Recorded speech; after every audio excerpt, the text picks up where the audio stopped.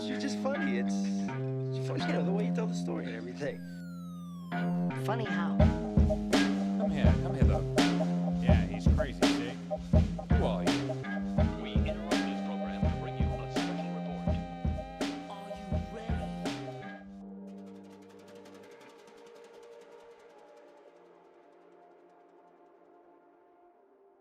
Ladies and gentlemen, what is going on? Hey, so this is actually not a podcast that I hosted. I was actually a guest on the SotaNerds Podcast. So you're going to hear Johnny, who I reached out to on TikTok regarding one of his episodes where he had a couple guests on and I was kind of talking shit. So I was like, hey man, let me be on this podcast. He was nice enough to actually have me on his show. So I figured I would rehash that by repurposing that podcast on my platform. So I hope you enjoy this. We talk a lot about nerdy stuff and the Batman in particular, along with a bunch of other things. So hopefully you guys enjoy it. Leave a review. Also follow Johnny as well. I'll leave all of his links in the description below. But enjoy the podcast. Thanks so much. Our biggest thing is we always say that everybody's nerdy about something. So we just kind of like, what is it that you got? You know what I mean? Yeah, so, for sure. All right, everybody. We are here with Tony Berardo. Tony, how you doing? What's up, Johnny? How are you, man? Good, Thanks I'm for having good. me on, dude. This is awesome. Yeah, no doubt. So Tony, him and I got connected here. For those of you watching and listening, we posted a TikTok a couple weeks ago about the new Matt Reeves Batman movie, and we had a guest on that had some interesting takes to say the least about the movie, and Tony was one of the many that commented on that, heavily in disagreement with what this person had to say, and said, hey, I'd love to get on and talk Batman with you guys. Although we don't have said guest back to talk with us, I thought it'd still be great to get your perspective, and you being a fellow podcaster, that'd be fun to just chat up a little more Matt Reeves Batman. Yeah, no doubt, man. Yeah, and I normally don't. I'm not that type of guy that comments on TikToks typically. Yeah. Because TikToks, I'm like, it's different than Instagram in my book. TikToks is more, you just want to have fun with buddies. That's kind of how I look at it. And you want to be goofy and you're not doing it for the gram, right? You're just kind of doing it like to fuck around. So I don't really comment, but when I saw yours, and I am a fellow podcaster, shameless plug, the Berardo podcast. Check it out. For sure. And we'll before you go any further, obviously we've I'll have stated it in my pre-recorded intro, but we'll get everything thrown in there for Tony. He's got some great stuff. You guys definitely got to go check him out. So thanks, dude. Anyway, carry on. So when I see there's two things that I love, and Johnny's seen the video of it, but there's two things that I really am obsessed with, and not family stuff. So like if my wife is listening, that doesn't count. This is like me personally stuff. So of course I love her, but the two top things that I love in life is my podcast and Batman. Like those are the two things that I nerd out about. So like creating content for the podcast and what I'm using. And then of course the Batman, not just the movies, but comics as a general. Is just, he was my favorite superhero growing up. I loved Superman, of course, but Superman to me was always like something I couldn't be. Yeah. Or it's impossible. But like Batman, I was like, dude, I could work hard and I could save up money and I could be Batman. Like that's easy. So he's always been my favorite. So when I saw that Jabroni comment on your, he was in that video, and I was like, this dude, okay. So because I thought he was going to like lay out like a couple issues with the film, which of course there's always going to be problems with the film, and you're always going to have disagreement. But that dude was like, unless you guys cut it up to where it was an hour-long podcast and he was being nice to the Batman for 50 minutes of it, and then you only took a few minutes. Yeah, that's what I thought. You didn't do that. So he was butchering the film, and I'm like, is this clown like the same guy that likes Josh Whedon's like Justice League? Like, who is this guy? So I'm like, there's no, I had to say something. So I'm like, I'm glad you're giving me a chance to talk, and I'd love to have him on my podcast too. No hate. He can have the opinions, but dude, come on. I even tried to get him on this conversation with us, and he at first he's hesitant because he's like, I went through those TikTok comments, and if this is just gonna be an hour long of me getting my ass handed to me, I was like, nah, this guy's cool. I think he just wants to shoot the shit and talk about Batman, which I assume you would, but it it was an hour long podcast where we took 3 minutes out where he was apparently barfing whatever he did, throwing it up, right? But Crazy. there was no love for anything Matt Reeves, and even I've listened to some of your other stuff talking about Batman, Tony. Absolutely no love for Zack Snyder either. He thinks that the Snyderverse is the worst portrayal of Batman, which I know you just love to hear that. Yes, dude. We're gonna need to get this guy back on. I will not bust his chops, I promise. I just want to get what drug he's on, because obviously his perception of reality is very skewed, and something's going on in his head. I don't know what's going on. So I'd love to ask you, because I know we had him, and he really took it from, he's not a comic book guy. He hasn't read Batman comics. He really grew up just Batman movies. So it was he took the movies and really went with that. So everything he judges, new Batman's coming out, it's all based off of what he's watched in movies, not what he's read. But I know that, or I'm assuming you are a comic book reader when it comes to Batman. So I just wanted to kind of hear your take, and for anybody that's listening, they've heard the movie take from the SotaNerds, but the comic book take from the SotaNerds, and how it kind of squares up with Matt Reeves' portrayal of the Batman. Yeah. So a couple things there. So first, yes, I am a comic book fan. I don't read comic books as much anymore, obviously, because unfortunately I have a mortgage and a wife. So my priorities, trust me, if it was up to me, I'd be doing it for a living. But yeah, I mean, I'm 36 years old, to put it in perspective. What I used to do was grab my fucking JanSport book bag. I would throw in my shitty CD player, and I would bump like 9-inch nails as it was skipping in my book bag. And I would skateboard to the local comic book shop, and I would just hang out there with me and my boys. So yeah, as a kid, of course, I watched the comics. And I think what people have to understand when they watch superhero movies is there's two types of people. There's a person that wants a superhero movie, legit superhero movie, that is just entertaining and fun, and your girlfriend or your boyfriend that's not into comics could watch it and actually enjoy it. A great example of that, probably the best example of that, is The Dark Knight, in my opinion. Yes. Because that's just a great, you don't need to know Batman or Joker. It's just a great film. Mm-hmm. It's in kind of like the time that we're in, so you kind of believe it, like it makes sense, versus like watching Batman Returns, which I personally think is a fantastic film and my favorite Christmas film. And then like Batman Forever and Batman and Robin, where you're like, it's a little campy. There's some things going on in there, like Danny DeVito popping out of the sewer as a penguin. I don't know if I believe it, but I watch it. Yeah. So there's two types of people, and I think we get confused sometimes where, because it's happened for 30 years, there hasn't really been a movie that's a true portrayal of the comic book. Like if you really think about every movie, even Marvel, especially Marvel, but if you look at every single superhero movie, we haven't seen it. So when people watch a movie like Matt Reeves' The Batman, I guess if you're not into comics, you could probably have that opinion where Dark Knight's better. Dark Knight, I would say, is a better film. Yeah. But the only reason it's a better film is because of why? Why is that? The Joker. Well, yeah, I was going to say Heath Ledger. Absolutely. If you take Heath Ledger out of that film, you don't like the movie. Sorry, that's just a fact. He made the movie. It was fantastic. Whether he lived, or not, it still would have been the greatest movie that you've seen. Yeah. Best comic book movie, I give it to Matt Reeves' The Batman. And I will die on my grave for that, because people don't know this, but the very first introduction of the Batman, 100-something years ago, was 140? A while. It's been a while. It's been more than one person ago.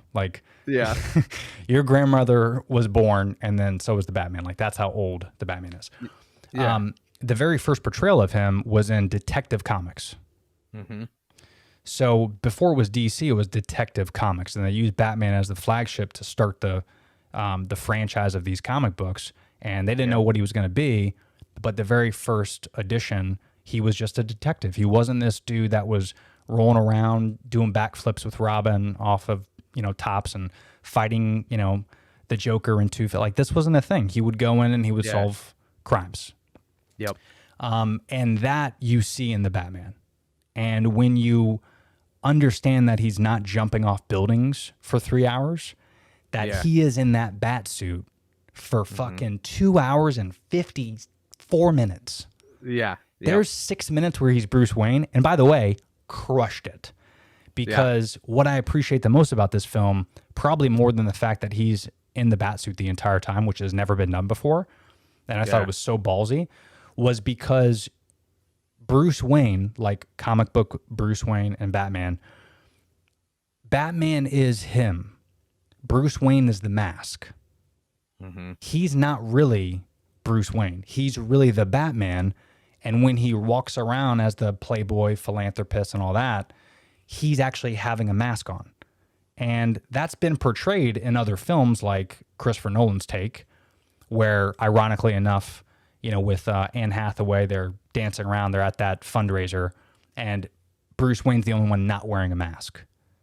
And Christian Bale even says something where, this is my mask, this is what I'm wearing. He says that in the film. So it's kind of referenced a little bit because that's how Batman has always been in the comics is, he's more the Batman than he is Bruce Wayne. And I think people kind of don't give Robert Pattinson enough credit where he's a better actor in The Cowl because it's only about the eyes. And he doesn't have to say a lot because the Batman doesn't say a lot. He's that fear and that intimidation without saying anything. And that's how he strikes fear into criminals. And Matt Reeves is the only one that has been able, to depict that in 3 hours. Where 3 hours, that whole 3 hours from the opening scene, spoiler alert, from the opening scene where he talks about, I am the shadows. Yes. Bro, that alone, like I'm just talking about it now. I don't know if you can tell. Zoom in. Yeah, I got goosebumps. Yeah, there you go. Dude, just that alone is like, that again has never been portrayed in live action. So when you see something like that, and that's the whole tone of the film, that's, in my opinion, why it's the best Batman movie to be portrayed in live action. Well, and I think obviously you're correct. Whereas I've heard other people say, and even the last guest that we had, not to talk about him too much or beat the dead horse, but he also had a problem with the portrayal between Bruce Wayne and Batman. But my mind, ultimately with this movie, I think what I enjoyed the most out of it is it seemed like Matt Reeves is trying to build Batman, right? Where DC has kind of been, the 30,000 foot view has been DC, if you're comparing to Marvel, has always been, they rush things. You know what I mean? There's not a slow game, whereas Marvel has taken the slow build. You know what I mean? That's right. That's what I really loved about this Batman movie is it seemed like, well, he's growing something. He's not going to be the perfect movie Batman that Christian Bale was right out of the gate. You know what I mean? 100%. So that's what made me excited, where it was like, well, maybe DC is going to try and develop a character. You know what I mean? Maybe we're building towards something better here. Whereas I was not used to seeing that in the past. And that was kind of what I took away as, well, it'd be interesting to see what happens next. You know what I mean? That's right. Yeah. And, we don't think about that. And I think that's obviously DC's fault for making numerous mistakes over the years. But one of the biggest mistakes they did is they're trying to be like Marvel. And, you look at like Joaquin Phoenix and the Joker. That's a great example of, you can't, because everyone tries to compare Heath Ledger with Joaquin Phoenix. Joaquin Phoenix was only the Joker the last 15 minutes of the movie. Like true Joker. And, truth be told, there's been so many variations of comics with the Joker in particular that might not even be the real Joker that you and I know. That might have been Arthur Fleck from the Joker. That might have been like something that motivated the real Joker to come out of hiding and be a psychopath. And, Arthur Fleck was just like the start of the Joker, right? So I use that as an example because you can't really compare Joaquin to Heath Ledger because Heath Ledger was the Joker already when we met him. He was in the opening scene. Yep. And I think people are trying to do that with Robert Pattinson, where we're seeing like the Joaquin Phoenix, so to speak, where we're seeing him build And it's year 2. And again, going back, if you follow the comics, even year 1, year 2, and Long Halloween, you look at all that stuff, and even Frank Miller's take on a lot of stuff, where if you look at all these graphic novels where it starts, Bruce Wayne and the Batman, that's what I thought was so great about this film was even like the jump, which a lot of people don't know, but when he was on top of the police station and he goes to the very, very, very top, he like hesitated. He goes, huh. Because it looks like, from our perspective anyway, as the viewer, that might have been the very first time he was on a building that high. And everyone was making fun of the squirrel suit, but dude, he's only 24 months being the Batman. You know, if you look at like The Dark Knight or Batman Begins and you look at those movies, Bruce Wayne comes back from Ra's al Ghul's thing, he saves him, and then he comes right back, and already he's got like tanks and fucking, you know, there's no buildup. I mean, day 1, he knows how to fly out of a train. Get the fuck out of here. Like, that's what I love the most about Matt Reeves' take on the Batman is it's the build up to your point where we can have 3, I would even say up to 6 movies because of all these spinoffs and everything, where we can have so much time. And the very last Batman movie that we see from Matt Reeves and Robert Pattinson, I feel like would be Ben Affleck's version.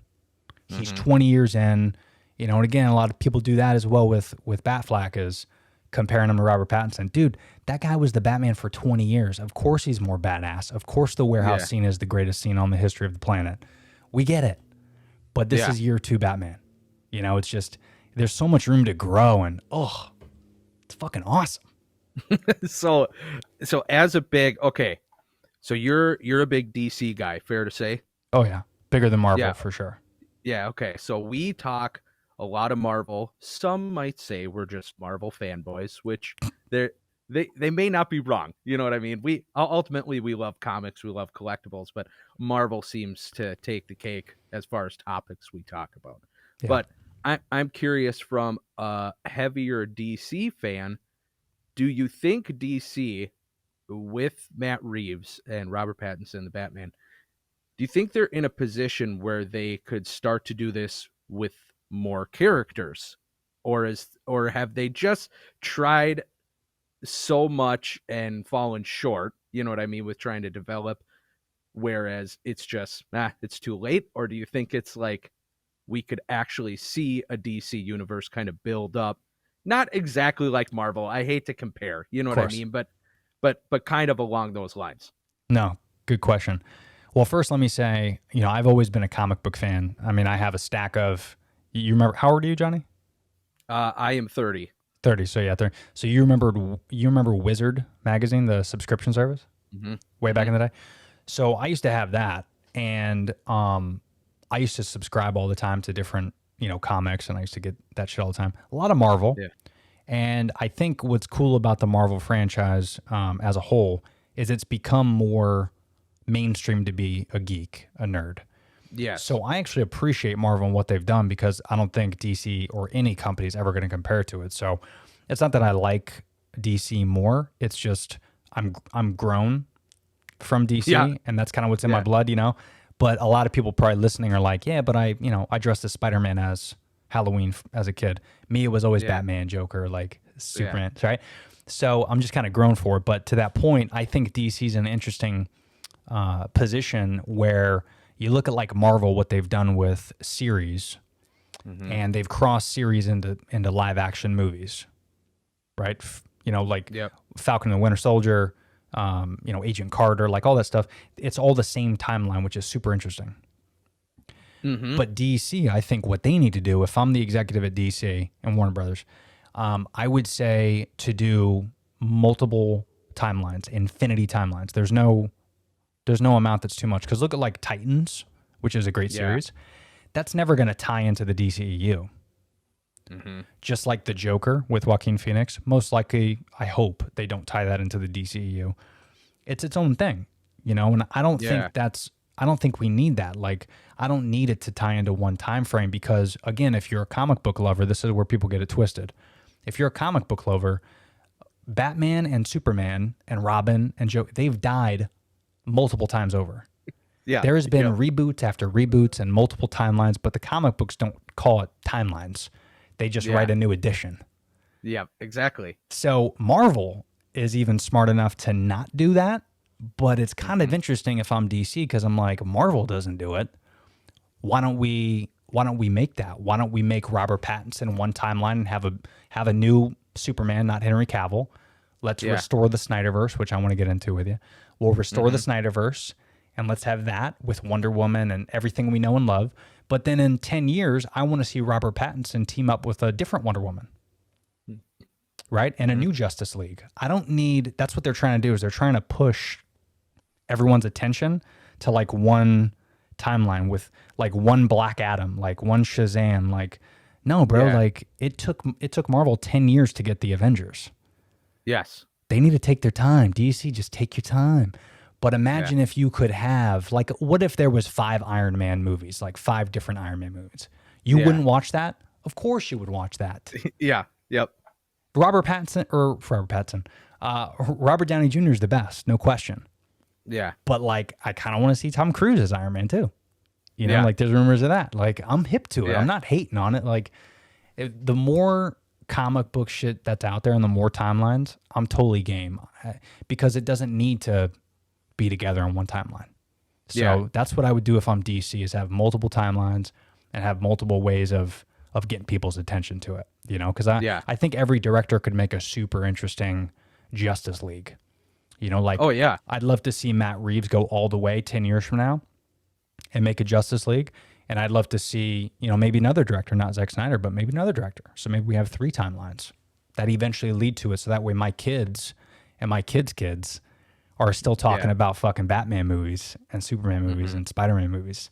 You know, it doesn't all have to tie in. So, I hear what you're saying. And I think even because that's like the question is, well, how do you tie? How do you do this? And it's all stems because the MCU spent 10 years creating this one timeline, right? So now if you're a comic book fan or a movie, I'd say more so a movie fan of superheroes, now that's what you have to compete with, right? Everybody just views that this is what it's got to be. Whereas what you're saying, I totally agree with, where I'm a Spider-Man guy. So I'm like, well, I watched 3 different Spider-Men and I loved all of them. You know what I mean?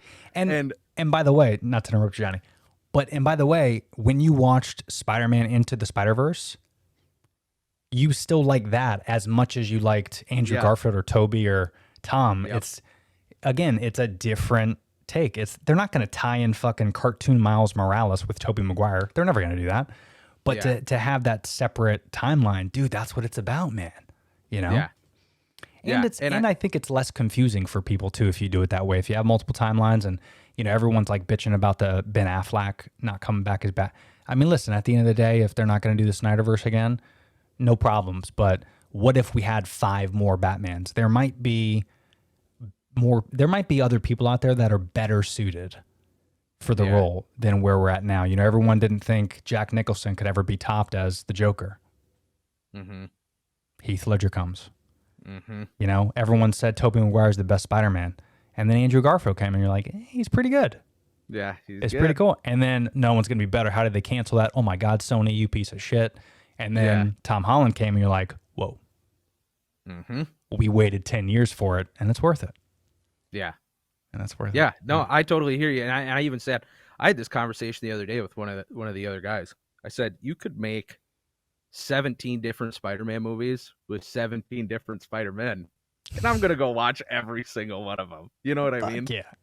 Fuck yeah. So that's where it's like the MCU, they created this 10-year long endeavor, but now they've kind of shackled themselves because of it, because everything needs to make sense to everybody at all times. You know what I mean? You can't just start something new. It's got to correlate with what you've already done. You know? Right.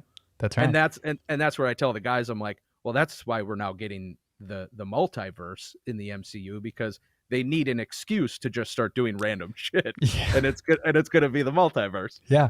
And again, which by the way, they should have been doing random shit from the get-go, because it's going to hurt them, because now you got like, you know, Ironheart that's going to come out.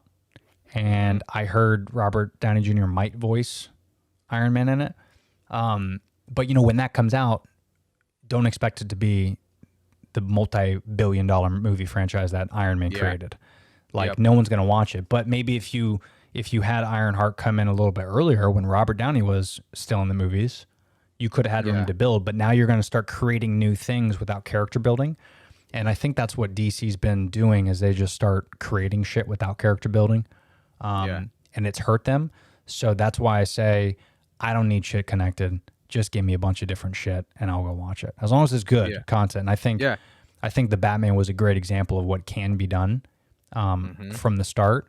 And again, you know, it's so hard to compare these movies because I'm a big Dark Knight was my favorite live action Batman take. And then I saw, you know, Ben Affleck as Batman and I'm like, bro, that warehouse scene and Batman versus Superman. Dude. Yeah. That's how Batman is. That's Frank Miller style. Yeah. But it's a different world than what, you know, Christian Bale's Batman was. So it's like that's not what it is. Except when you see that type of shit and when you watch the Batman, the Matt Reeves take, this is why I love that movie so much, is the fighting wasn't just like because that's all Christian Bale did, let's be honest. Yeah. Like there was no action, there was no fight scenes. The Batman, my dude is like straight up doing jujitsu, throws. He's, you know, using his grappling gun and he's taking people down like in the Arkham games. Like, bro, like you just gotta, they're all different. They're all good. But it's hard to compare from one to the other. Yes. With all things, Marvel and DC, it's just tough. Like, you know, I think everybody, if another Iron Man comes out, like Tom Cruise is supposed to apparently come back because, have you heard that rumor? Yep, absolutely. Yeah. So, I mean, he's supposed to, but if he comes back, I think people are going to like hate on him for not being Robert Downey Jr. And that's where you make the mistake being a quote unquote nerd or a geek. You got to appreciate the idea of there's different versions everywhere and you just can't compare. It's too difficult to do that. Yeah. You know? And I don't know. I think it's hard again as a Marvel fanboy, right? It's hard to have allowed my mindset to kind of get warped and tainted by everything needing to be perfect because it's been perfect. You know what I mean? So it's like I'm trying to get out of that mindset. Whereas, like I just told you, if you sit down and think about it, well, I'm going to watch a Spider-Man movie regardless of who it is, regardless of who directs it, regardless of the timeline or whatever. It's just the love of the superhero. It's the love of the original comic. It's trying to train my brain to get back to that where it's like, it doesn't need to be perfect. No. You know what I mean? No, so, and I think, they are, man, Marvel, it's hard to find a bad Marvel movie. Yeah. Like even just off the top of my head, I can't even think of one that I wouldn't watch again. Maybe Captain Marvel. I don't know if I would watch. I don't know if I'll watch that garbage. You'd be in good company with this group by saying that. So yeah, but it's tough. I mean, even the series, like, you know, Iron Fist, you can't count that one. But I mean, yeah, all the series are great. Like they've just done such a great job, you know, building that up. And you know, you got to give it to the OG. You know who started the Marvel movie franchises, quote unquote.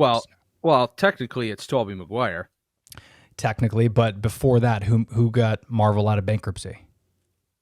Do you know? It's not Howard the Duck. No, it's not. It can't be that. It should have been though. It was Blade, man. Oh Blade. Yes, yeah, Blade. Yeah, and you know, people don't understand. Like again, this is what I see. What comic book movie should be, where Blade's a comic book movie, and so facto, the first comic book movie that got Marvel where they needed to be. Now, am I upset that they're not going to bring back Wesley Snipes as Blade? No, because that was 20 fucking years ago. But the idea is, what if Wesley Snipes does come back? Let's call it Blade 4. It doesn't need to connect to MCU. Who cares? Bring him back. My dude has been in a couple movies. He can handle it. But like, that's my attitude with comic books is like, if I read a comic book that is like, you know, year one Batman, and I see another comic that is, you know, Frank Miller's graphic novel, I'm not gonna like say year one is the comic book, that is the Batman comic book. This Frank Miller one doesn't exist. No, bro. There's multiples. Yeah, like it's cool to keep it riding. And WB for some reason can't get that through their fucking heads, which is why, like me as a fan, I'm a big proponent on Twitter about restoring the Snyderverse. So your boy out there, if he wants to come on my show and talk about that. I'd love to get his take on that. But I mean, what do you think about restoring the Snyderverse? So this is where I was going to go next, right? Okay. I tend to always send people onto a Marvel hiatus, so sorry about that. But No, I got you out of it. You see how I did that? yeah, there we go. I know you're like, all right, let's fucking talk about Batman again. Let's go. So here we go. Back to Batman. One of my questions was for you because I know you are a Snyder fan. Let's say we're restoring the Snyderverse, and Zack Snyder on his mind is, I am catering my future plans to Tony Berardo himself. What do you want to see happen? So I need a Man of Steel 2. That's the first project. Got to have that. And then I think that needs to be after Zack Snyder's Justice League. So what did Superman do afterwards? Yeah. Right? Like that would be a rad film to where he's still kind of, remember, he was dead for so long. So he's still getting used to it. You know, he forgets how to like grocery shop. Like I want like that type of like character building, not literally that, but like that type of character building with Lois Lane, and maybe the Martian Manhunter comes in and him and Superman kind of, you know, maybe they formulate a plan and talk about it a little bit at the end of that movie. So, but it's only Superman. I don't want any cameos. I don't want shit. Henry Cavill deserves a Superman 2. Yeah. So that'd be the next movie I do. Then the movie after that is Justice League 2, which of course you leave some teasers and some post-credit scenes at the end of Man of Steel 2, but you know, you bring back Batman, you do your thing. Now, parallel to that, as this is happening, I want a series with Ben Affleck and Deathstroke on HBO Max. Yeah. I'm not selfish. I just want like 4 or 5 episodes. But I want some character building off that as well. And then I want to introduce a couple more villains, maybe a little more Jared Leto in there as the Joker, because I really liked his take in Zack Snyder's Justice League.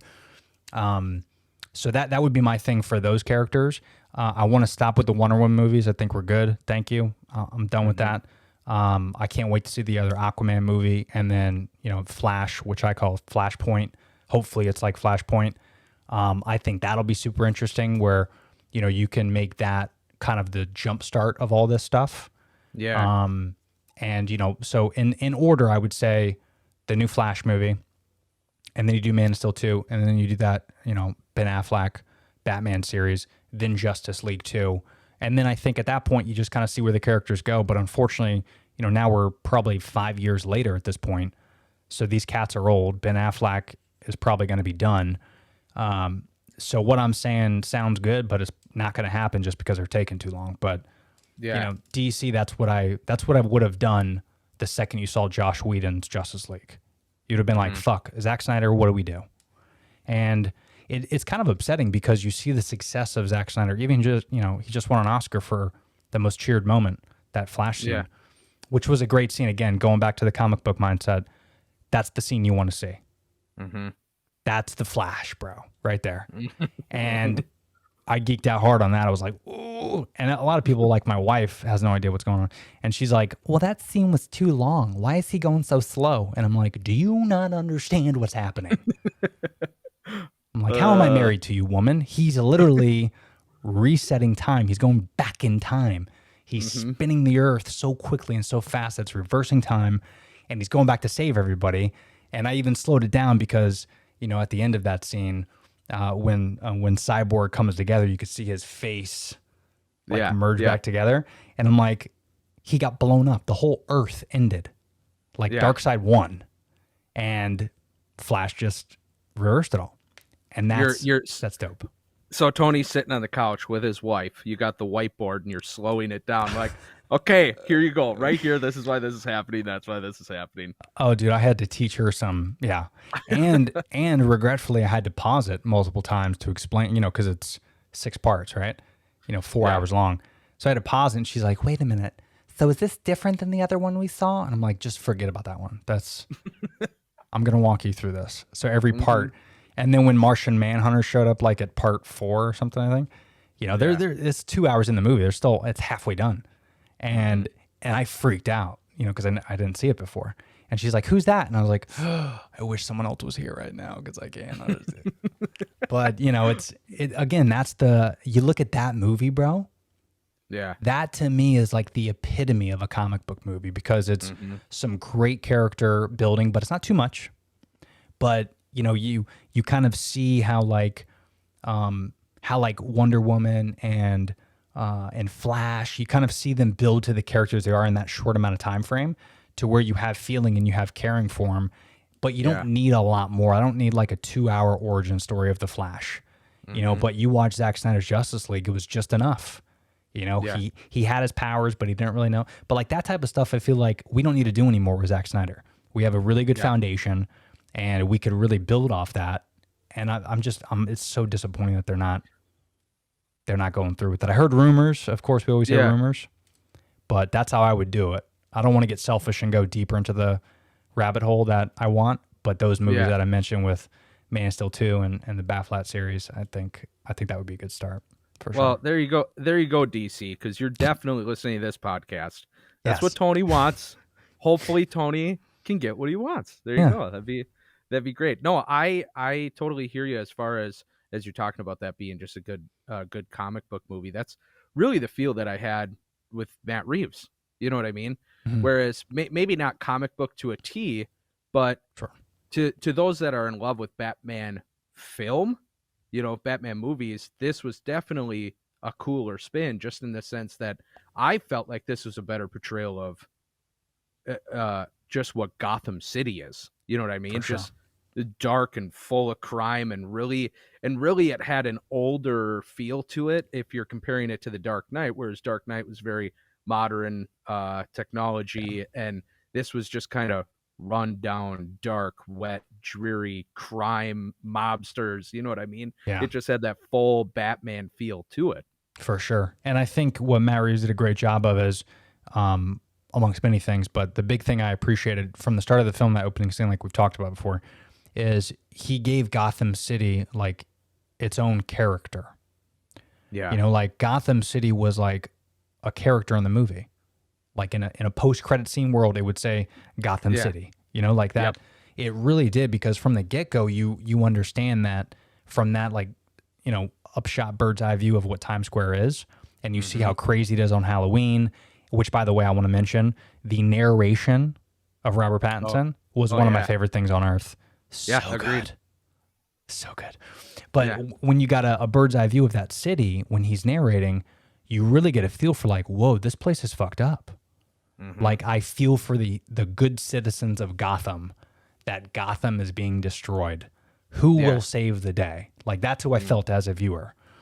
And I think that's what Gotham needs to have. We haven't seen that portrayed, not even the Snyderverse. And I just think it was just incredibly well done. And I don't know if you noticed this. I did, of course, because I've seen it 3 times. But it didn't stop raining. Oh, yeah.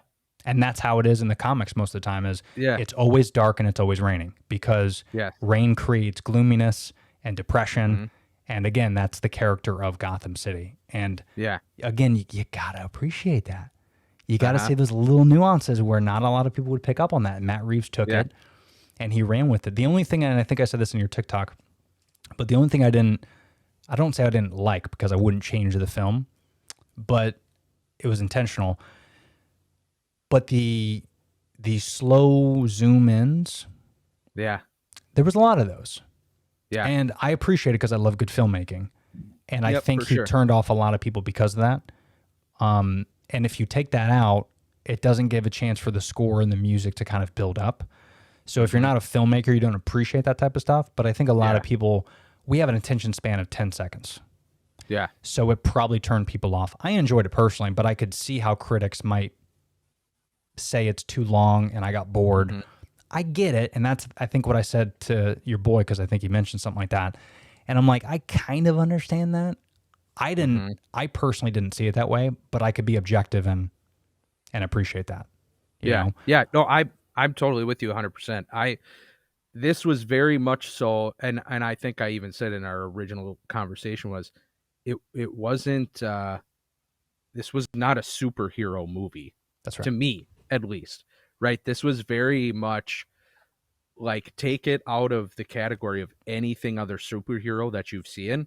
This was like film, straight film. Yeah. You know what I mean? There was a lot of attention to the cinematography that you don't see in a lot of superhero movies. So it's like if you're walking in hoping to get an identical superhero movie to the other ones that you've seen, well then you're going to be disappointed. Because this had very much Matt Reeves focused on the artistic side of things with camera movement. Correct. And which I appreciate. Did a phenomenal job with it. You know, even just the fact of when the Riddler was first approached, or excuse me, when we first see him, just the fact of like, in the rain. Yeah. Bro, come on. Not only does he do that, but then the lightning strikes and you get a little glimpse of like whatever he's wearing. You don't really know. You've seen the trailer, but then you see the senator, whoever it was, that's walking by, and you just hear, and you're like, oh shit, what is he going to do? Is he going to strangle him? Is he going to beat him? And then he does it, and it's this weird, like, you don't expect it because he's so new to murder. And he does this, like, loud scream that normal humans don't make. It's like what you would feel if you were him. You know, this anger and this, you know, that type of thing. And then when, I don't want to spoil it, but, well, no, fuck it. You guys seen it by now. But when he when he drops the carpet cutter and the camera follows the carpet cutter. Oh, yeah. And then it pans out and you see him kind of in the background. And of course, he's blurred out with the aperture, but then you just kind of see his anger and him build up and then him calm down. And then him slowly walk over to the carpet cutter. That was 90 seconds.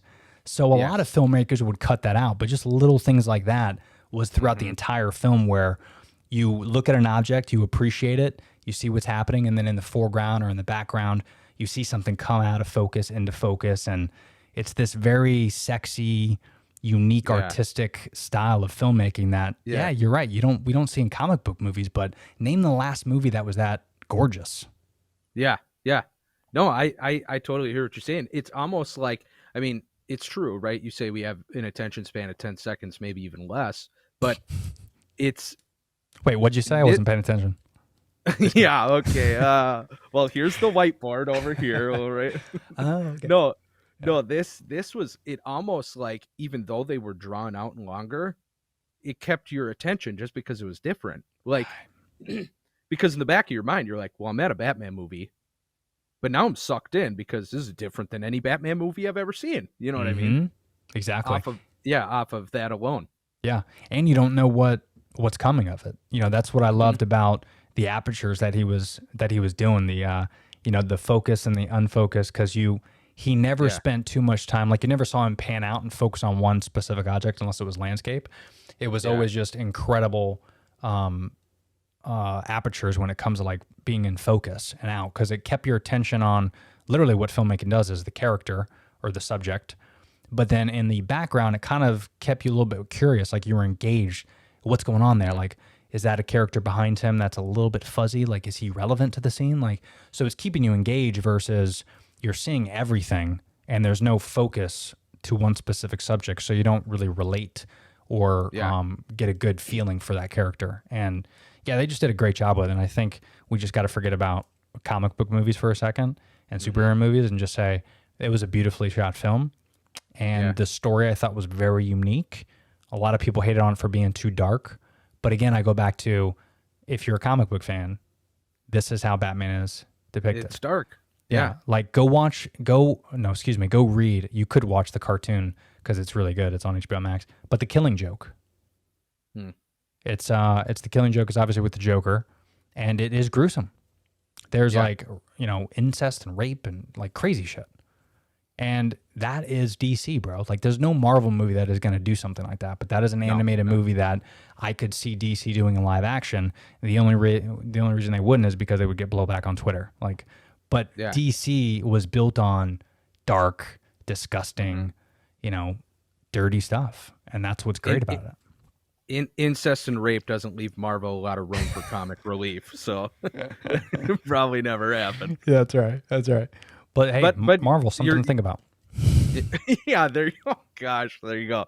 But you are absolutely right though, where it's dark to begin with, and it's like we talked about in the beginning of this. Detective Comics is where he first started, and what was he in this movie? A detective. You know what I mean? And legit detective too. Like I loved his. Yeah. I love his whole attitude. And the fact that he was working with Gordon, I thought was genius. You know, because they have this cute like banter going back and forth. I'm trying to think of like a good example. I don't want to say Lethal Weapon, but like it's that type of dynamic where, you know, Batman only makes a joke with Gordon. Yeah. You know, and he's not really making a joke. He'll just say something funny, like the whole thumb drive thing I thought was hysterical. Oh, yeah. Where he takes it out. And then it gives Gordon a chance to kind of lighten the mood a little bit. But Batman always kind of throws up for the alley-oop, right? He always throws that. But that banter was so rad, though. I really enjoyed it. I hope, like, I'd like to see a spinoff like that. You know, like let me get an HBO Max series with Gordon, and Batman shows up for like 2 minutes, you know, an episode or something like that would be cool. Yeah, I really enjoyed this commissioner. I mean, he was Gordon was great. I thought. Yeah. I don't know. I liked all of it. You know, it's hard for me because the conversations that I have had, you obviously know. So it's nice to hear it from a more of a comic book perspective, which we did when we originally talked about it. We kind of threw that disclaimer where we're like, we're talking about movies. We're not really throwing in, you know, comic books, but it's good to have more of the comic book side of the conversation. For sure. And, you know, I think a lot of people that appreciate comic books would like this film for sure. But more importantly, I think hopefully it opens up for people that did enjoy this film that aren't into comics. You know, maybe you have more of an objective view and you actually go read some comics. You know, don't have to go to a store. You could buy it online or you could watch it online. And, you know, it's all digital now. So if you want to get a digital, but if you just appreciate a little bit more about those specific stories. One thing I really enjoyed about going to the premiere early is they give you like a comic book. I don't know if you got one when you went, but I went to a DC fan premiere. So it was actually 4 days before the release. So I saw it on a Monday. And, nice. Yeah, and they give you like a comic book that's kind of like The Long Halloween, but it's a depiction of what Matt Reeves used to create the movie and the story. Cool. So it kind of takes like Long Halloween and year one and all these different things, and it kind of explains why the Batman is in this situation. Yeah. And, you know, the comic books that you actually read explain it. So hopefully people that watch this are like, hey, this is a great movie. It opens up a little bit more nerd culture to actually read more comic books, hopefully. Because, you know, if you watch like Civil War, great movie. Probably one of my favorite Marvel movies. Oh, for sure. Dude, you know why it's your favorite? It's because it's nonstop fucking action and every Avenger is in it. Yeah. And like every Avenger has 15 monologues and they're all great. And the fight scene with Iron Man and fucking Captain America was like one of the greatest in history. Yeah. It's just a great, but you can't compare that to the Batman. Like these cats have been superheroes for 10 years in their world. Yeah. So it's just so much room to grow, and I'm super stoked to where this is going to go. I completely agree. It was such a welcomed spin on the character and just kind of like a back to roots feel. And it is exciting for me to watch DC hopefully build something. You know what I mean? Let it slow burn for a little bit. Like this whole movie was a slow burn. Yeah. So let's continue to do that. I mean, you nailed it with one. Copy it. Do it with more. Yeah. Yeah. Exactly. Okay, so I got to ask you. Talk to we've spent a while talking about Batman, so we know you're nerdy about Batman. But anybody who comes on the SotaNerds, we like to say everybody's nerdy about something. Okay, you could be nerdy about plants if you want it to be. You know, it doesn't have to be comics, doesn't have to be collectible. So if you're taking Batman out of the equation, what is Tony Berardo nerdy about from day to day? Ooh, that's a great question. So yeah, good question, dude. That's hard to think. There's so many things, but if I had to pick one thing, it would be health and wellness. If I can combine those two things. No, yeah, absolutely. Yeah, so I mean, first thing, I was a comic book nerd when I was a kid, but then I became a little bit overweight, and I had braces, and then I was like, I couldn't do a kickflip anymore, or even an ollie. And when I was in middle school, I was like, dude, something needs to change. So I joined the wrestling team. Oh, nice. And I did some freestyle stuff, and I lost some weight. I lost like 75 pounds, and because I was pretty overweight. And then eventually I was like, oh, now I could do more tricks on a skateboard. This is dope. So I was like, let me get more into this. And then when I was 18, I got certified as a personal trainer. And ever since then, I've always had a passion for health and wellness. In fact, my podcast is about health and wellness if it's not about geek stuff. And I've even contemplated so much on having 2 separate podcasts because I talk a lot about health and wellness, but I also talk about geeky shit. But those are 2 different listeners more often than not. Yeah. And that also kind of makes me sad too, where a lot of us only have 1 or 2 passions, and that's what we stick with, and that's what we only do. And it's hard to get out of our comfort zone. So, this is the podcast is my release to talk more about health and wellness, because most of my career, like my professional careers, I can't really, I was in the beverage industry for so long. So Monster Energy, to be specific, for almost a decade, that's not health and wellness. Like all those motherfuckers are all hopped up and they, drink sugary drinks. They don't care about their health. I don't work there anymore, so I could talk shit. But like, I could never take my passion and put it to my career. So that's what I nerd out about most on my free time, whether I'm recording it or not, is health and wellness and preaching how to be healthier, whether it's nutrition or working out or just going for a walk or taking vitamins and supplements. That's my nerd passion. Yeah, that's awesome.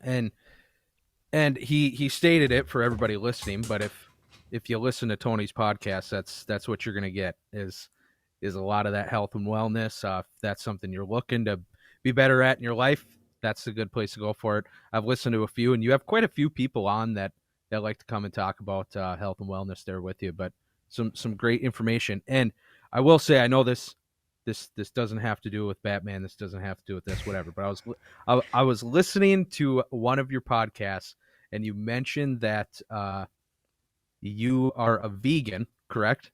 I am. Yeah. And I'm just curious, what brought you down that path? I know we're getting into more of like your kind of territory for your podcast, but I'd just love to hear about it, because I'm such a person that's like, I don't know. Number one, I don't know how I could cut meat out of my life to become a vegetarian, but even to go as far as vegan, I mean, have you always been that way, or is it something you kind of developed?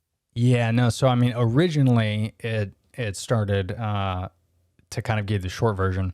So about 5 years ago, I was diagnosed with Crohn's disease. Oh, okay. Crohn's disease, millions of people have it a year, but every single person is different. Yeah. I have a very rare case. I'm sure your listeners we'll skip through this, but skip like another minute if you don't want to hear this, guys. It'll be quick. But my case is like, no matter what I eat, it doesn't matter what it is. You don't know what it is, right? Because there's no x-ray in your stomach. But no matter what I eat, something happens to where my intestines just like close up like someone's stepping on a hose.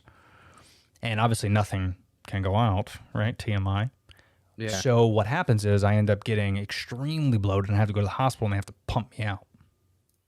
And this was happening like every 2 months for 5 years straight, 4 years straight. Yeah. So obviously my hospital bills went through the roof. Good thing I got a good job. Yeah. But more importantly, I was like, what can I do? So the doctors kept telling me, take this medication, take that medication, do this shot of Humira, which you probably heard the infomercials on that shit like every 5 seconds. And the side effects are like, death and blood disease and tuberculosis and all this shit. So I'm like, all right, so I guess I'll take that. And I took it, and symptoms were getting worse and worse and worse. And I'm getting rashes and I'm getting these reactions. So then I started doing my own research. And turns out nutrition has a huge part of not just Crohn's, but chronic diseases as a whole.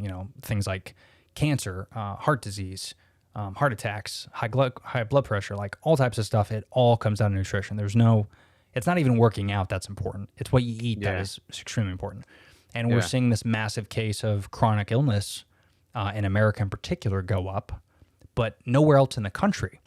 And there's only one thing that's different between here and other parts of the world. And it's not the view. It's not the drinking water. It's the food we consume. It's how we get our food, and not just meat in general. But I started educating myself on the meat that they serve in Europe versus the meat that we get here. And if you get just a ground beef from Publix or Kroger, wherever you get your meat, about 75 people touch that meat before it even hits the store. Within that time frame, stuff could happen. We don't know what it is. We'll never know what it is, most likely. But something was going on within our meat, from killing the animal and how they're raised and how they're stored, to being on your plate where it's less nutrient dense than it was 100 years ago, which is why just Google, if you get a sec, Google 1950s beach photo. If you guys are listening out there, and if you want to do it too, Johnny can. But 1950s. I'm doing it right now while you talk. Yeah. So 1950s, every single person in that photo is gorgeous. Yep, they're all fit. They're all fit. Yep. I hope you can throw this up on TikTok or something. But they are all immaculate. Like, they're so pretty. And, of course, their suits are outdated. It's the 1950s, for God's sakes. So their suits are hideous. But everyone is fit. And the only difference between now and if you Google 2022 beach view, you're going to be disgusted with yourself. Yeah. The only thing that's changed is food. So that told me, wait a minute, if chronic disease is up, Crohn's disease is up, cancer is up, and our obesity is up, well, if it's food, maybe I should look at my food. So then I went through an elimination diet and I started cutting out red meat. I was still having issues. I was eating chicken and fish, but I was still having issues. Yeah. Then I cut out chicken, still have an issue. So I went through what they call an elimination diet, and I just eliminated everything one by one. I did a 45, 60-day trial on each item, and eventually I also cut out gluten, and I cut out artificial sweeteners and sugars and energy drinks and all that shit. Soda, I don't drink that anymore, and I have not had an issue in years. And I don't have medication. I'm not on medication. I got off that too. So I'm in what they call remission. So any issue I have, I can handle at home. And, that's what it is. So that's the long-winded answer, but ultimately that is what sprung me. I'm Italian, by the way, for reference, if you guys can't see. I hate being vegan. Let me just be clear about that. It is not enjoyable. I want everyone to know that. But I do it because of my health, and unfortunately it's either this or, I end up in the hospital. So I chose this lifestyle. Yeah,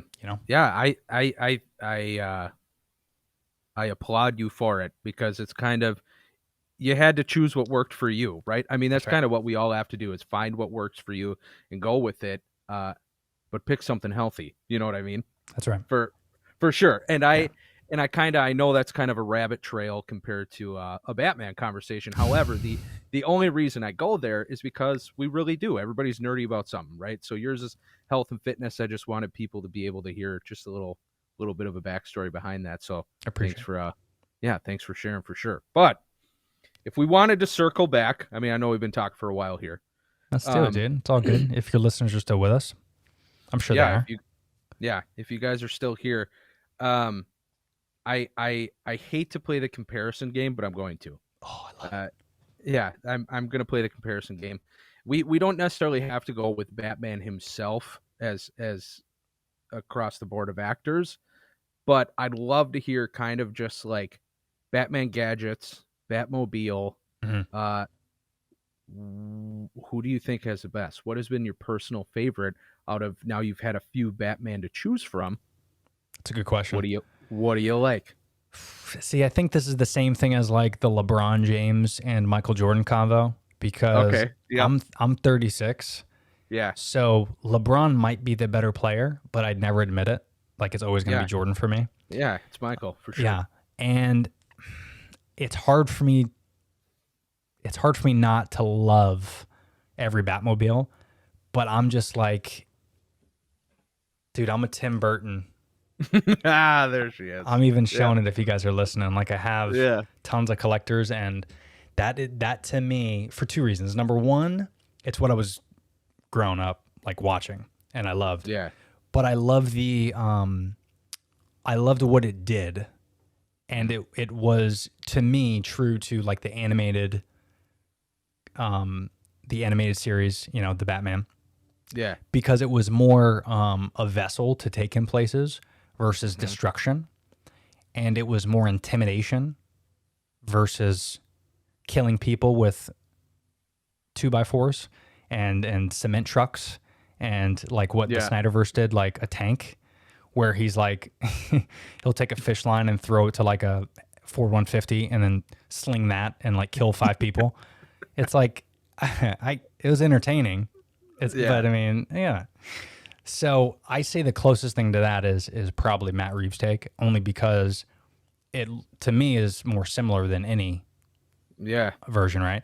But the sound of it, I really liked. That's That's the one thing that took me, because it reminded me, honestly, when I heard it, you know what I thought about? I didn't think this is the best Batmobile. I was like, that reminded me of Tim Burton's Batman.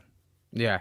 You know what I mean? Like, because that sound is very, very common in the Burton universe versus like in Snyder and Nolan, where it's like it's very high tech, Yeah. as opposed to like it's fire raging it. So that to me got my nipples hard for sure. But only because it reminded me of Tim Burton. So if I had to put them neck and neck, I'm winded so much right now because it's hard for me to decide, dude. It really is. Yeah. Yeah. But Tim Burton, if I had to pick, final answer, Regis. Tim Burton. There you go. Batmobile. I don't think you can go wrong. I don't wherever you're going, right? I mean, unless it's maybe George Clooney, but Or what was worse? Was it Val Kilmer? Or George? Do you remember that one, the circular one with the shark fins? It's hard to if you're looking at just Batmobiles, right? But it's hard. It's hard to give anything credit when it's being compared to the George Clooney movie. In my opinion, it's hard to see anything good. You know what I mean? Even if you are just comparing one singular item, it's still it's so true. It's still tough because it came from that movie. So God, it's hard to admit. Yeah. But I loved this newer one. Yeah. You know, I thought it was just like you said, when you said sound, I mean, that's the biggest for me was when it first fired up, it was like, whoa, okay, that's pretty sweet. That's the one, dude. Yeah, it's that intimidation factor. In fact, that was probably one of my favorite scenes. And there's only one Batmobile scene, and it is incredible. It truly is probably one of the best scenes in the movie. And yeah, I really enjoyed it. I didn't like the fact, I got to tell you, I didn't like the fact that it was so quote unquote like, cement proof, and but like it blew through so many things. And it looked like it didn't have a scratch on it. Maybe it did. But then like the window when Colin Farrell was shooting it, it was bulletproof glass, but it was making indentations. Mm-hmm. So I'm like, so the glass makes indentations, but his tech on the outside of the body kit, like that could blow through cement trucks. You know what I mean? Like I'm kind of like, I don't know. I mean, it was entertaining for sure, but I would have loved to see like more. I feel like year 2, he wouldn't have that much of a strong vehicle, in my opinion. But I also didn't see a lot of the tech, so maybe he did. But it just, from the looks of it, it didn't seem like it could handle it. But I think they did that only because when you come from a Snyderverse, where he's literally blowing through everything, like literally. I mean, from Batman vs Superman, he destroyed a big shipper, like a ship tank? Yep. I mean, come on, dude. He blew the whole thing. So you can't really go from that. Like, you can't watch that and then watch the Batman and him not blow through trucks. So I get it. But I think you're right, though. It's hard to compare the two, but he did a great job with it. It's definitely up there for sure because it's so realistic, right? Yeah. It is for sure. I think it's the sound alone where it just had more of the actual, like a muscle car type feel to it. You know what I mean? It wasn't like you were firing up a fucking spaceship. It was a car, you know, which was pretty sweet. Yeah, dude. I love that for sure because I even saw that. You know, I live in Tampa and they only picked 10 cities in the country to do a press tour. And thankfully, they, for some reason, picked Tampa. I don't know why. But they picked it, and I went there and actually saw the Batmobile in person. I got a great picture I'll send you. Cool. And they rev it up right in front of you. And it sounds like that, like legit. Not as powerful, obviously, because I'm sure they turn down the flame so they don't light people's face on fire. But it's very intimidating. And that, to me, is like, if a dude was year 2 Batman and he was building that, it would be clunky. It would be noisy. It would be like... It would look like that, and sure as fuck, dude, I think they did a great job with it. Now, here's the kicker, though. Do you want them to evolve that? And let's say there's a new movie, because, that was the big thing that I enjoyed about Tim Burton is it was the same in Batman Returns versus, like, Zack Snyder's take. I mean, he upgraded all the way to, the Justice League at the very end. He had, like, this massive tank. Yeah. It's like, come on, bro. Like, I know you're 20 years as a Batman, but I don't Yeah. want to see that evolution in one movie. I want to see it like throughout multiple movies. Like, let's say there's, 100%. you know what I mean? Yeah. 100%. I think the way I feel about that is like, not to go back to Marvel. I'm sorry, that's just where my head goes. But if you look at, if you're comparing like the Batmobile to the Iron Man suit, right? Look at where the Iron Man suit went from in the beginning to the very end, right? You didn't build it over one movie, but whereas you're talking about bullets making indentations on the Batmobile, same thing with Tony Stark. There was small things like Ant-Man being able to slide into the cracks of his suit, right? He learned from that and he built a better suit in the next movie, where this would be the best thing. Whereas in the next Robert Pattinson movie, maybe you don't see those indentations. It's small little things like that where it's like, he learned from that and he built something better. He didn't build a fucking tank over the span of one movie, but he made small improvements and learned from the past, you know? Exactly. Like, that's why everyone's hating on, I keep bringing up the Skrull suit. Everyone hates on it, but I loved it. And I loved how he fell and had the parachute. So I feel like the next time we see him, I don't want the full cape. I want like a in between the Skrull suit and like the cape that we know from like Nolan's universe. I want something in between to where he learns from it. It's a little bit better than the Skrull suit, but it's also not absolutely outrageous where there's a cape that just flaps and that he can glide from it. Because again, that wouldn't happen in real life, I don't think. So I'd love to see evolution, and hopefully that's Matt Reeves' take. I would imagine it is very similar to how we did the Planet of the Apes films. Is he's very strategic when it comes to the evolution of characters and scenery and props and stuff. So I thought he did a great job. I was a little upset when I saw the movie because we got that little teaser in the jail, and then the other day we got the deleted scene. Yeah. And then I became happy. There you go. You know, and a lot of people, like I talked to a buddy who's a huge Batman geek as well, and he goes, dude, they should have put it in the film. And I go, but if they would have, what you would have been talking about? Yeah. That. Yeah. Oh, yeah, the absolutely. Whole time. Because it was really, I want to talk about it in a sec, but it was incredible. But what I loved about Batman that we didn't talk a lot about is Paul Dano was, to me, one of the best villains. I mean, he's up there in my eyes with Heath Ledger. Oh yeah, for sure. For sure.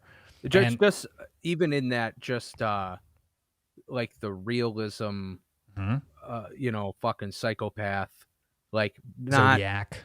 not cartoonish. You know what I mean? It was very like, this is a troubled soul, and he portrayed that troubled soul very well.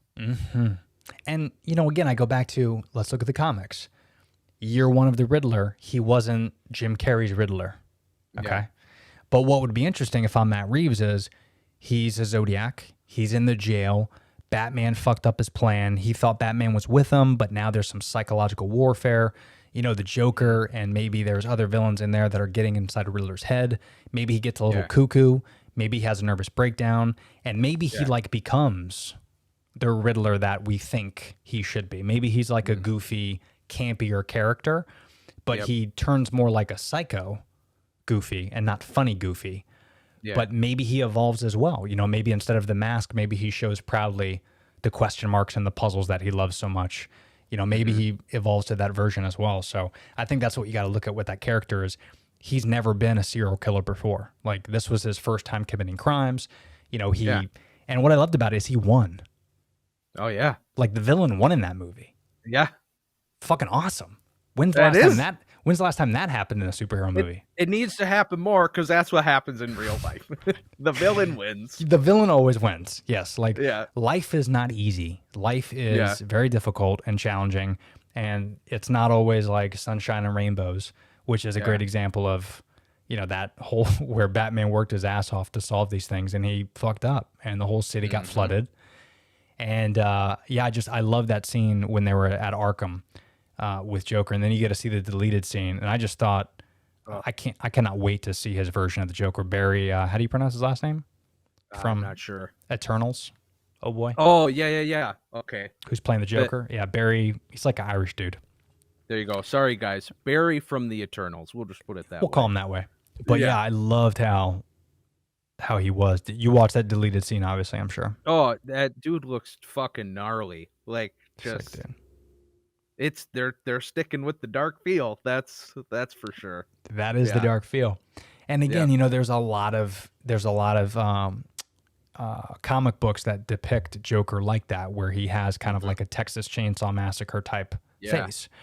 So again, when you see that, you're like, but how come he's not wearing his makeup? Well, first of Yeah. all, he's in prison, so most likely he's not allowed to wear makeup. But second of all, like, that's kind of how the Joker is. He usually has this condition where he's forced to smile. Yeah. Nolan's take was great because of the scars, but this guy actually has a permanent smile on his face the whole time, and it's fucked up. And whether it's a chemical burn that they used or whatever the origin story is, I don't even care. I don't even need an origin story. Just give me like a Hannibal Lecter style series Yeah. of that, which I heard that's kind of what Arkham series is going to be, but I hope Joker makes more of an appearance on that.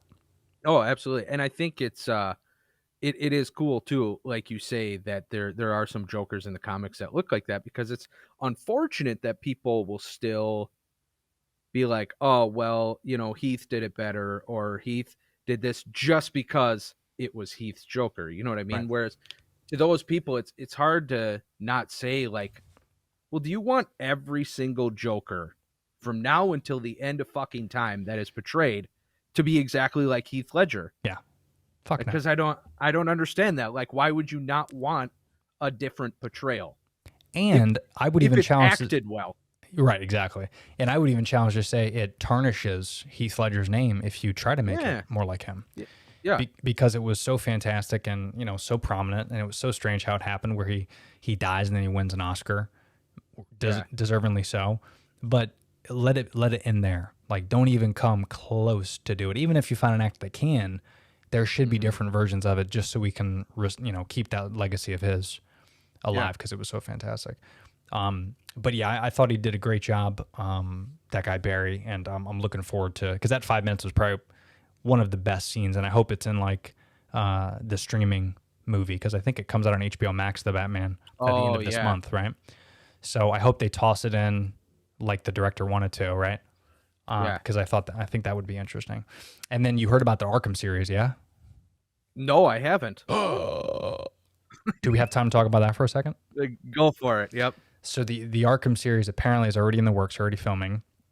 And then ultimately what they're trying to do, from what Matt Reeves says, is he's trying to create an Arkham series on HBO Max, similar to what he's doing with the Penguin, with Colin Farrell's Penguin. But that Arkham series is going to kind of be like Oz. Oh, okay. Like where it's only in the prison, and he's going to use that as like a way to create an origin story for the villains. And Paul Dano's going to be in it, reprising the roles of Riddler. And then, of course, this guy, Barry, is going to be the Joker. And then hopefully they'll introduce, maybe, I don't know, Mr. Freeze, Scarecrow. And then we see from the series, these characters, let's say it's 8 episodes. Each one gives an origin story and follows a character. And then maybe in Batman 2, we don't need an origin story for villains, right? Because we have this already. Yeah. So that would be rad. So I think that's what they're trying to do. Same thing with the Penguin. That would be cool. Yeah. And they're doing the spinoff with Colin Farrell's Penguin, which they're starting to film already. I believe it's in production. And that's going to be kind of the same thing where it's after Matt Reeves' Batman. How Penguin's like on the top of the building looking over the city. So I guess his series starts there. Yeah. And he's going to be the crime lord of it.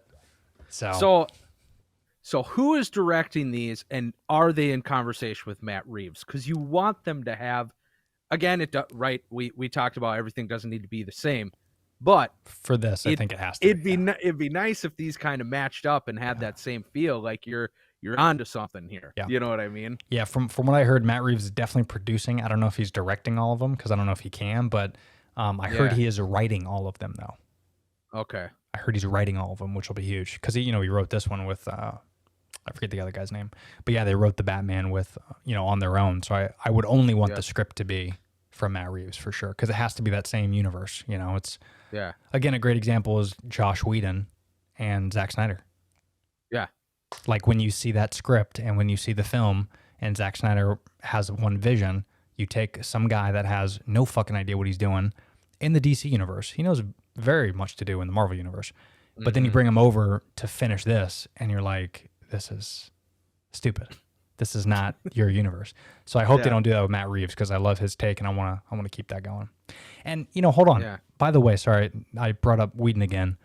Since you're such a huge Marvel fan, what do you think about this theory? And I haven't heard this theory before. Okay. But I've talked to my buddy Tyrone, who's a massive geek. He's been on my podcast numerous times. Tyrone Magnus, awesome YouTube channel. Yeah, he's very famous. He's an actor as well. But real good dude. And we talked about this once, and I haven't heard it anywhere else. I'm going to tell you what my theory is. Okay. As far as I know, this is my theory. So sorry if someone else said it before me, but I have the videos to prove. What do you think about in 2017, Zack Snyder unfortunately had a death in his family, and he had to step away. So Warner Brothers brought in Josh Whedon, who's known for Marvel movies. Mm-hmm. What if they brought him in the good intentions of preserving the legacy of Zack Snyder and making a great Justice League movie? What if Josh Whedon was like, all right, guys. So he tells Marvel Studios, he's like, so guys, fucking DC just offered me this role of directing Justice League. I say I go in there and make this the stupidest movie ever so we can continue to reign as comic book champions in the live action universe. Oh, boy. I know it's a fetch, but dude, how do you sit in the editing room as Josh Whedon and let that mustache carry on? How do you think that's a good film?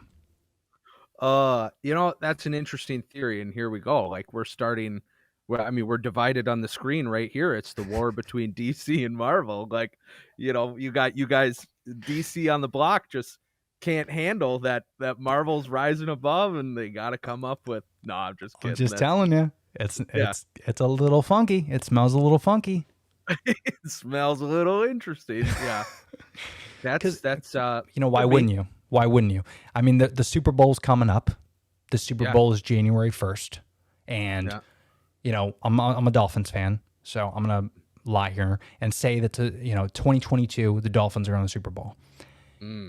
But they're also playing, let's say they're playing the Bucs. In a perfect world, that wouldn't happen but let's just say.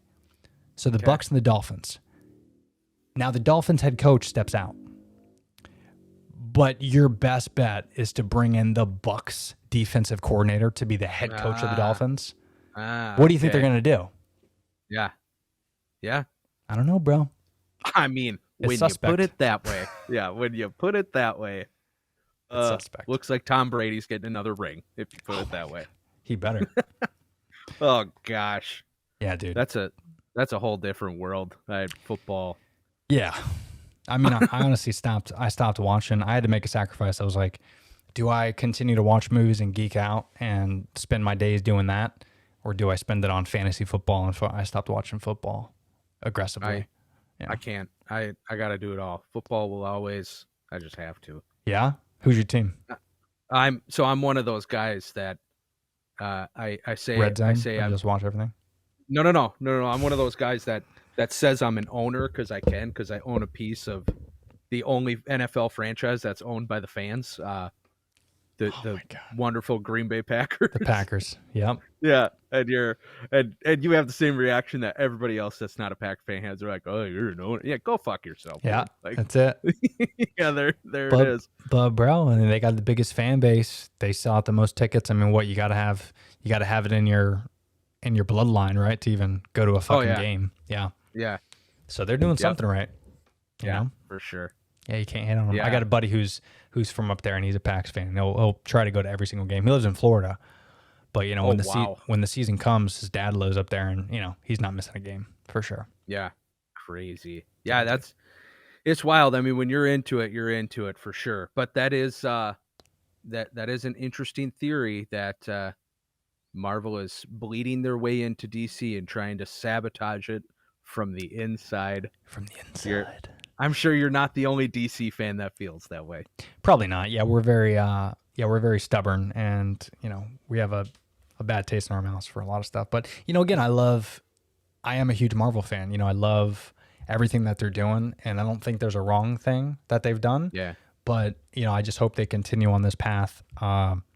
of where like No Way Home was, which I thought was great and yeah. opens up a lot of doors. But then you hear things, even though this is Sony, but then you hear things about Morbius, and it's like, dude, what are we doing here? So then you almost Fucking trash. yeah, because now you hear all the shit that's going on about the universe, and they're not sure where Spider-Man falls and everything that's going on with Sony and Marvel. It took forever to get Tom Holland into the MCU, Yeah. and not even Yeah. his version, but what they wanted to do. They didn't know it was going to be Tom Holland, but they wanted to bring Spider-Man in. And Sony was giving him so much shit, so it's like if they let that negotiation or whatever they're trying to do behind the scenes fuck up, they're going to mess up something that they built so beautifully. And I think that they've opened up the door to have like Ramsey come back and do another Spider-Man, Andrew Garfield do another one, maybe even a spinoff where I've heard theories of like, Spider-Gwen and, have her come back and like, come on, Emma Stone would reprise the role. Like there's so many possibilities of that universe. They're doing great things, dude. I just hope they keep the train going because I do enjoy those movies. Yeah, it is. I mean, it's wonderful, but it's a downfall at the same time. And I know we've talked about it. And when this chat between you and I comes out, we'll have already had a Morbius chat come up because we went and saw the Morbius movie and we talked about it. But the movie was just, it was so bad. But what makes me sad is that I feel like Marvel is now at this point where they can get away with making bad products because we're just looking at it from a universal viewpoint. Like it doesn't, a standalone movie to us doesn't matter if it's shit anymore because it's a means to an end. You know what I mean? And I hate being in that mindset where it's like, let's judge a movie for the individual movie, not for where it's going, not for what it could be, not for like, let's actually dissect the movie in itself and was it good or bad? Yeah, it's unfortunate. Well, I can't wait to hear that, Chet, because I have not seen the movie and I refuse to. I'll wait for it to come out on Disney Plus or wherever they're going to stream it. Yeah, I would do that. Yeah. I wouldn't spend some money. Okay, so I don't even know how long we've been talking, but just an hour and 25 minutes. Oh, jeez. Okay, so it's been a fun chat talking with you. But before we have you go, I want you to just kind of plug yourself. I know you got all your own stuff. I don't know if you have a website or not, but I know you got TikTok's podcast. Throw it out there. Let the SotaNerds listeners know where they need to go check out Tony Berardo. My dude, thank you. Yeah, you can find all my content on social media. It's at the Berardo, so BERARDO, the Berardo. I also have a website where you can see everything, theberardo.com, and you can see my podcast. I do content creation on the side.